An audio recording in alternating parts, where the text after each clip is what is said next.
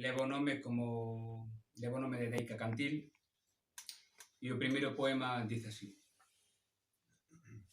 que o fume non erga o noso desconsolo, lamento alén da noite, cortina do silencio nos poemas de Tao Qian, enredo nas escaleiras dunha casa que se derruba mentres memorizamos a repetición das formas vexetais e o pole lixa as mans de neno.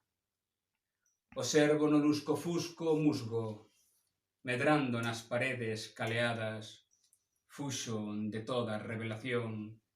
Agora é tarde, febre por dalias de máis. Anos despois subías no intre do medo, unha estrada por onde a nostalxia escasamente vertía o seu significado. Acá só verás a forma, cortina do silencio nos poemas de Tao Qian, o raio de sol atravesando a floresta como se non estivésemos ollando todo.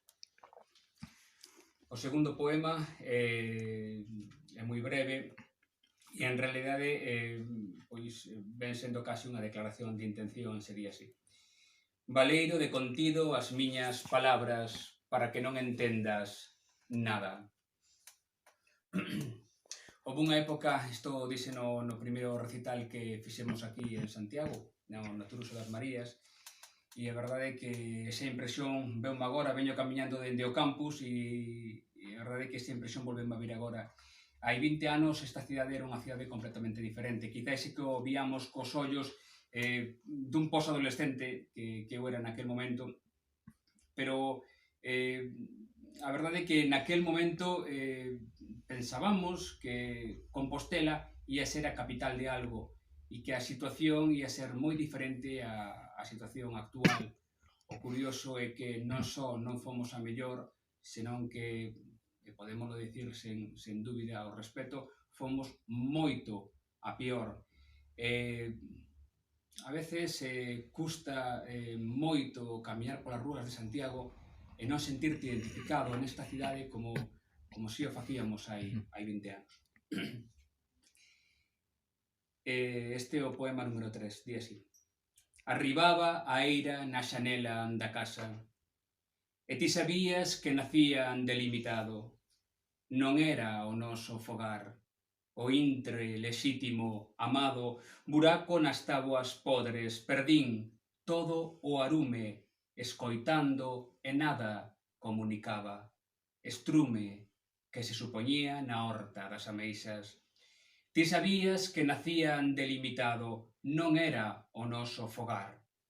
Algúnas aldeas no silencio da néboa, o café e o risco no tellado dos lavadoiros, apenas recoñezo os lugares e mesturo a posibilidade do cuarzo de San Fins, escachar como a quen racha osos na procura do metal e deitar o residuo nos sardíns. Nunca houbo.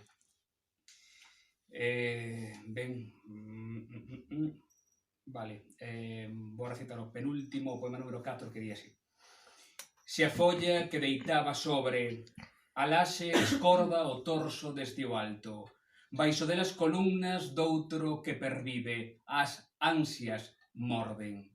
As columnas doutro, se a folla que deitaba e deitou velaquí a estancia na ilusión de Boullé.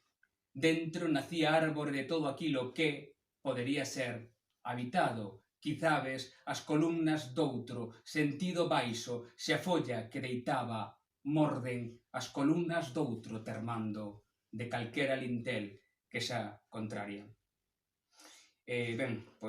Finalizo co derradeiro poema deste Deica Cantil, o poema número 7, que di así: a derradeira morada virá, do pé da terra que fixo medrar aquilo que nos cobre, floresta enchendo, de augas veas dá, derradeira morada que virá, ao pé da terra que fixo medrar aquilo que apenas é.